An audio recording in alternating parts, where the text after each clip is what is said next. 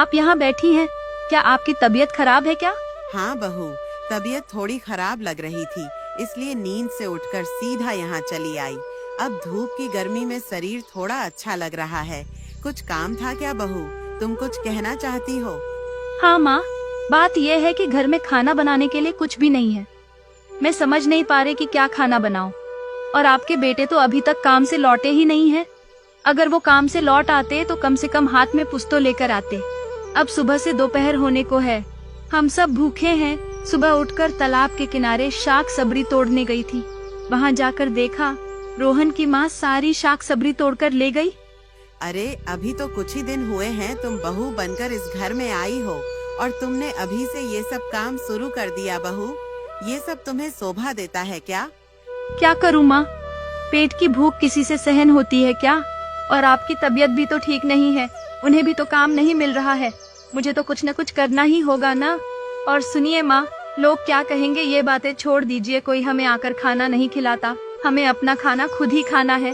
सचमुच बहू, तुम्हारी तरह अच्छी और लक्ष्मी जैसी बहू मिलना मुश्किल है। तुम हमारी कितनी चिंता करती हो। सचमुच भाग्य से भी ऐसी बहू नहीं मिलती। तुम लंबी उम्र जियो बहू, बहुत साल जीवित रहो। बेटी, आपकी जैसी सास पाकर मैं भी कम भाग्यशाली नहीं हूँ माँ। माँ, आप यहाँ थोड़ा आराम करें, मैं घर जाती हूँ, जाकर देखती हूँ। वो भी थोड़ी देर में आ जाएंगे। अगर वो अपने साथ कुछ लेकर आए तो मैं खाना बनाकर आपको और उनको खाना देती हूँ। ठीक है बहू, तुम घर जाओ, मैं यहाँ थोड़ा बैठकर आराम करती हूँ। कुछ देर बाद आप आ गए हो, कुछ लाए हो खाना बनाने के लिए। सुबह से चूल्हा नहीं जला।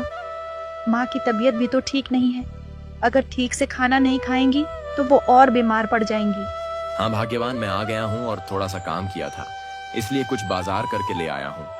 रसोई में जाकर देखो, कुछ बैंगन और आलू रखा हूँ, उन्हें काट कर खाना बना लो। ठीक है, फिर मैं थोड़ी देर में खाना बना दूंगी। और सुनो, कहीं कोई काम मिला है क्या? नहीं, सही से तो ऐसा कोई काम नहीं मिला है। एक काम मिला है, वो भी 15 दिन के लिए। इसके बाद मुझे कोई और काम करना होगा। हाँ ठीक है, खड़े खड़े बात कर रहे और बैठो ना, थोड़ा बात करें। सारा दिन तो तुम्हारे साथ दो बातें करने का समय ही नहीं मिलता। लो भाग्यवान, बैठ गया, बोलो क्या बात कहना चाहती हो। जरा जल्दी बोलो भाग्यवान, तुम्हें तो फिर खाना बनाने जाना है, बहुत भूख भी लग रही है।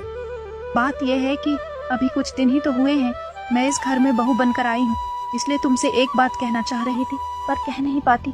कहूँ क्या? मुझे बहुत डर लगता है। अरे भाग्यवान, डरने की क्या बात है। अगर तुम्हें कुछ पूछना है तो मुझसे खुलकर बोलो, मैं सारे सवालों का जवाब दूंगा। माँ बता रही थी कि तुम दो भाई हो ना, और माँ भी तो हमारे साथ रहती है। तुम्हारा बड़ा भाई इतना अमीर होने के बावजूद माँ की कोई खोज खबर नहीं लेता। उस दिन वो हमारे घर के पास से गुजर रहा था, फिर भी उसने हमसे कोई बात नहीं की। अच्छा, क्या तुम्हारा उसके साथ किसी वजह से मनमुटाव हो गया है क्या? वो हमारे साथ ऐसा क्यों करता है? और सबसे बड़ी बात, तुम्हारे पिता तो बहुत अमीर व्यक्ति थे, तो उनके हिसाब से तुम दोनों भाइयों को आर्थिक रूप से संपन्न होना चाहिए था। जहाँ तुम एक टूटी फूटी झोपड़ी में रहते हो, वहीं तुम्हारा भाई एक बड़े से महल में रहता है और उसका खाना पीना कपड़े सब कुछ रजाओ ऐसे हैं। मेरे पिता मुझे बहुत प्यार करते थे भाग्यवान, लेकिन बड़े भाई ने धोखेबाजी करके मेरी सारी संपत्ति हड़ा पल्ली नकली दस्तावेज बनाकर सब कुछ अपने नाम कर लिया। लेकिन क्या तुम जानती हो भाग्यवान, मैंने सब कुछ भगवान के भरोसे कर दिया है, बस वो सुखी रहे, वह अच्छा है। मैं खाना बनाकर तुम्हें देती हूँ। ठीक है। हाय रे भगवान, इन कुछ आलूओं से मैं क्या खाना बनाऊं?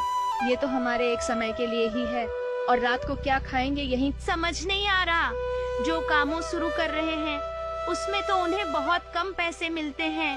ऐसे में हमारा घर कैसे चलेगा, यही मैं समझ नहीं पाती। घर तो टूटा फूटा है ही, और रसोई की हालत ऐसी है कि कभी भी सिर पर गिर जाएगी। हे भगवान, हमें थोड़ा सुख दिखाओ। मेरा पति तो बहुत अच्छा इंसान है, तुम उसे दुख क्यों दे रहे हो? खैर, पहले इनसे तो खाना बनाओ, और मैं तो कच्चियों के साग भी बहुत अच्छी बनाती हूँ, तो तालाब पर जाकर कच्चियों के पत्ते तोड़ कर लाऊंगी और उसे उबाल कर शाम का खाना बना लूंगी। बहू, मैं थोड़ा मोहन के घर जा रही हूँ, तुम घर और सामान का थोड़ा ध्यान रखना। बिल्ली आकर सारा खाना खा सकती है। अच्छा माँ, आप चले जाएं, मैं इधर खाना बना लूंगी। और सुनिए, मोहन की माँ से लौटते वक्त थोड़ा नमक मांग लाना, नमक भी खत्म हो गया है। बहू, तुम्हें इस घर में आकर बहुत कष्ट हो रहा है ना बेटी, हमें माफ कर दो। बेटी, हम तुम्हें अच्छे से खाना भी नहीं खिला पा रहे हैं, तुम्हारे लिए कुछ भी नहीं कर पाते, फिर भी तुम कुछ नहीं कहती। सारा दिन तुम हमारे लिए चिंता करती हो कि हमारे लिए क्या करूं, क्या नहीं करूं। सुनिए माँ, आप तो जानती हैं मेरी माँ नहीं है। जिस दिन आपको पहली बार देखा था, उस दिन से मुझे ना जाने क्यों आप अपनी माँ जैसी लगी। उसी दिन मैंने कसम खाई थी कि चाहे कुछ भी हो जाए, अगर शादी करूंगी तो आपकी बहू बनकर ही आऊंगी। सचमुच बहू, मेरी एक बड़ी बहू भी है, वो मेरी कभी खोज खबर नहीं लेती और लेगी भी क्यों। मेरा बड़ा बेटा है, मेरा खोज खबर नहीं लेता। तुम मेरी बहू नहीं, मेरी बेटी हो, मेरी बेटी। अब मैं जा रही हूँ बहू, तुम धीरे धीरे खाना बना। माँ, अब मैं ये बता देती हूँ, अगर आप इन सब बातों की चिंता करके अपनी तबीयत खराब करेंगी तो अच्छा नहीं होगा। हमारे पास खाने की कमी है, कपड़ों की कमी है, तो क्या हुआ माँ, सुख और प्यार की तो कोई कमी नहीं है। बोला कि छोटे भाई से उसके संपत्ति हड़प लो, लेकिन तुम मेरी कोई बात सुन ही नहीं रहे हो। क्या तुम कानों से बहरे हो या गूंगे हो कि कुछ बोल ही नहीं सकते और मुझे भी कुछ नहीं बताते? तुमसे ना हो तो मैं जाकर हड़प लूं। सारा दिन तो पैसे कमा रहे हो, ये काम वो काम, अगर मैं तुमसे वो काम करने को बोलूं तो तुम चुपचाप रह जाते हो। मेरी बातों की तुम्हारे लिए कोई कीमत नहीं है क्या? अरे भाग्यवान, जरा धीरे बोलो ना, कोई सुन लेगा। ऐसे भी मैंने छोटे भाई की धोखे से संपत्ति हड़प ली है और जाऊं उस छोटी फोटी झोपड़ी को हड़पने के लिए। मेरा मन नहीं कर रहा है जाने को। तुमको जाना है तो जाओ, मैं आज शहर निकलने वाला हूँ। उनके मकान के पीछे जो आम का बगीचा है, उसे तो मैंने कुछ दिन पहले ही हड़प लिया है। बाकी बची वह तो बहुत ही थोड़ी सी जगह है, उसमें क्या ही होगा। अगर तुम कहो तो ऐसी जगह तो मेरे पास बहुत है। ओ, वो जगह तुम्हें छोटी लग रही है, झोपड़ी के साथ आंगन। और बाकी जगह कितनी है तुमने ठीक से देखा ही नहीं है। मैंने अपने बड़े भाई से वादा किया है कि वहाँ उसे एक तालाब खुदवा कर दूंगी, वो वहाँ मछली पालन करेगा। तुम्हें सारे जिंदगी समझाऊं तब भी कोई फायदा नहीं है। मुझे ही उनके घर जाना होगा, उन्हें अच्छे से धमका कर आऊंगी तो सब ठीक हो जाएगा। और तुम हमेशा नहीं देखते, वो तुम्हारे बूढ़ी माँ हमेशा तुम्हारे छोटे भाई के पास ही रहती है, तुम्हारी हालचाल भी एक बार नहीं लेती। वह जिसके पास खुश है उसे खुश रहने दो। मैंने उसे कभी भी अपने पास बुलाया नहीं, उसे सुखी रहने दो। कौन कैसे रह रहा है ये हमें देखने की जरूरत नहीं है। मेरा बैग तैयार किया है क्या? मुझे तो आज शहर जाना है।